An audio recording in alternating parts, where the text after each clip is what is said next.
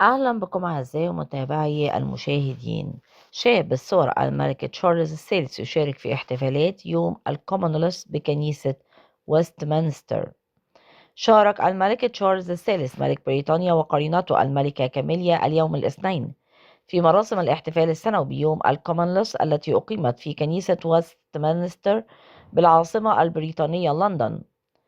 وشهدت المناسبة حضور عدد من كبار أفراد العائلة المالكة بينهم الأمير ويليام أمير ويلز وزوجته كيت أميرة ويلز، والأميرة آن الأميرة الملكية وزوجها نائب الأدميرال السير تيم لورنس، إلى جانب دوق ودوقة غولستر. ويحتفل بيوم الكومنولث سنويا منذ سبعينات القرن الماضي بهدف إبراز وحدة وتنوع دول الكومنولث التي تضم مجموعة كبيرة من الدول المرتبطة بروابط تاريخية وثقافية. وينظم في هذه المناسبة تقليدا احتفال خاص داخل كنيسة ويستمنستر بالتعاون مع الجمعية الملكية للكومنولث. وجاء موضوع احتفال هذا العام تحت شعار تسريع الشراكات كومنولث مترابط، في إشارة إلى أهمية التعاون وتعزيز العلاقات بين الدول الأعضاء.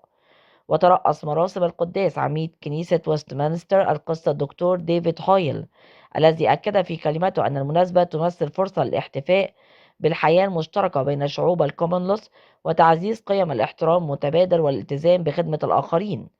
وتخلل الاحتفال عدد من العروض الفنية والثقافية التي قدمها فنانون مختلف دول الكومنولث، من بينها عروض الأكسترا مدينة برمنغهام السيمفونية وجوقة تاون هاول للغوسبل، إلى جانب عروض راقصة لمدرسة سابيناي للرقص ومدرسة الباليه الملكية، بالإضافة إلى أداء غنائي للمغنية إنديجو مارشال.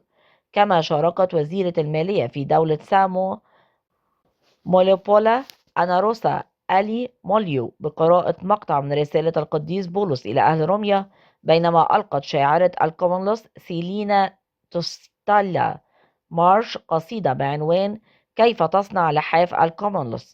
وتضمنت الفعالية أيضا كلمات وتأملات قدمتها المغنية الإنجليزية جيري هالول هورنر والراقصة الجنوب أفريقية أوتي مابوسي.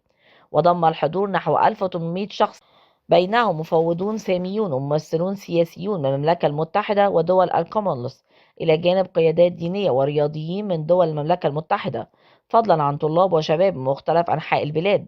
ويعد الكومنولث رابطة تضم 56 دولة عضوا، ويبلغ عدد سكانها نحو 2.7 مليار نسمة، أي ما يقارب ثلث سكان العالم. وتنتشر دولة عبر قارات أفريقيا وآسيا والأمريكتين وأوروبا والمحيط الهادي. وبصفته رئيس الكومنولث، وجه الملك تشارلز الثالث رسالة بمناسبة يوم الكومنولث أكد فيها أهمية التعاون بين الدول الأعضاء على دور المنظمة. وقال الملك في رسالته أن العمل المشترك يمكن أن يضمن استمرار الكومنولث قوة فاعلة للخير، قائمة على روح المجتمع والاستدامة والحفاظ على كوكب الأرض، إضافة إلى تعزيز الصداقة وخدمة شعوب الدول الأعضاء. من فضلك لا تنسى الاشتراك في القناة، تفعيل الجرس على وضع الكل، وعمل لايك ليصلك دائما وأبدا كل جديد من القناة. شكرا لكم.